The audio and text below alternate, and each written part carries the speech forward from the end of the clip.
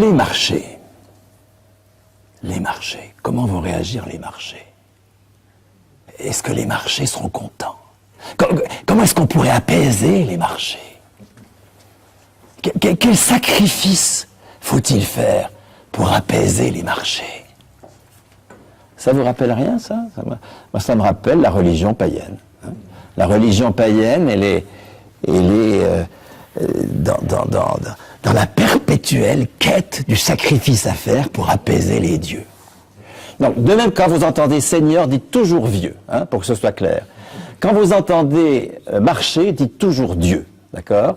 Ça relativisera la burqa, ça relativisera le préservatif du pape, et ça mettra la religion là où elle est. Parce que nous avons besoin de croire en cette divinité-là. La preuve, c'est que nous n'argumentons pas du tout sur sa disparition. Nous argumentons sur un pôle public bancaire qui ne fera jamais que conforter le dispositif.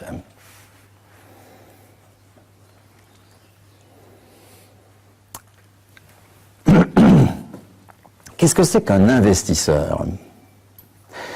Un investisseur, c'est pas une institution dégueulasse, mais indispensable. C'est une institution nocive, qui n'est absolument pas indispensable, qui n'est indispensable que parce que nous y croyons. C'est notre foi dans cette religion païenne. Et je voudrais insister parce que nous nous croyons immunisés contre la religion païenne. Hein, parce que justement, nous ne croyons pas à la burqa ni au préservatif du pape. Alors on se dit, bon, la religion, c'est pas pour nous. Faux. Absolument faux. Hein. La religion, elle n'est pas dans les mosquées et les églises. Elle n'est pas là. La religion à laquelle nous sommes prêts à sacrifier et notre carrière individuelle et notre bonheur collectif, elle est dans notre croyance qu'il faut des investisseurs pour investir. Alors on dit il faudrait les moraliser, il faudrait domestiquer, il faudrait qu'il y ait une partie qui soit publique, en fait, etc., etc. Non, c'est comme vous voyez, faire un pôle public bancaire, c'est comme faire du bon plein emploi, ou du vrai plein emploi, ou du plein emploi solidaire. C'est pareil, c'est la même illusion. Un investisseur qui investit, disons, dit-il, 1 million d'euros pour reprendre une boîte.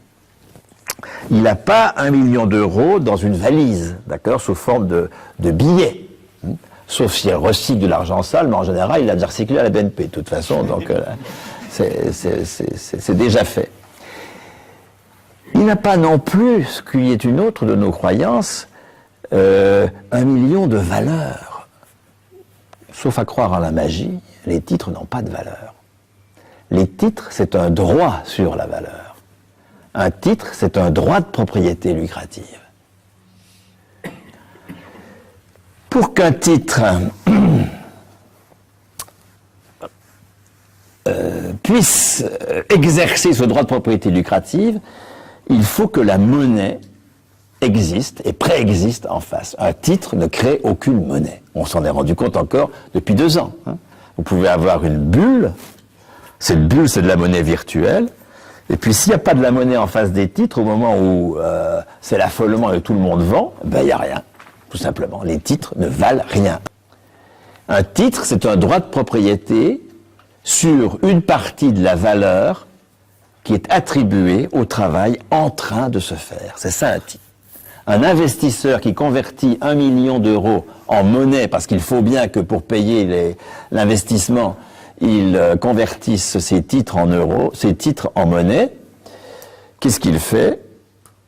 Il exerce un droit de propriété lucrative qui lui donne le droit, encore une fois, tout à fait légal, hein, de ponctionner 1 million sur ce que nous sommes en train de produire.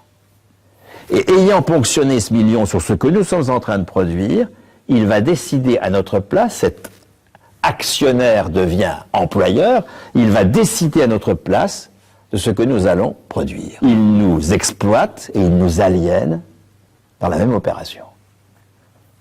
Un investisseur est est une fonction totalement parasitaire. Mais totalement. Pour investir, non pas 18%, mais au moins 25% du PIB, qu'est-ce qu'il faut faire? Il suffit de prendre 25% de la valeur ajoutée et puis de la dépenser en forme d'investissement, sans aucun taux d'intérêt. C'est parce que ces 25% de la valeur ajoutée sont piqués au nom du droit de propriété lucrative, que nous avons des investisseurs qui en plus exigent un taux d'intérêt.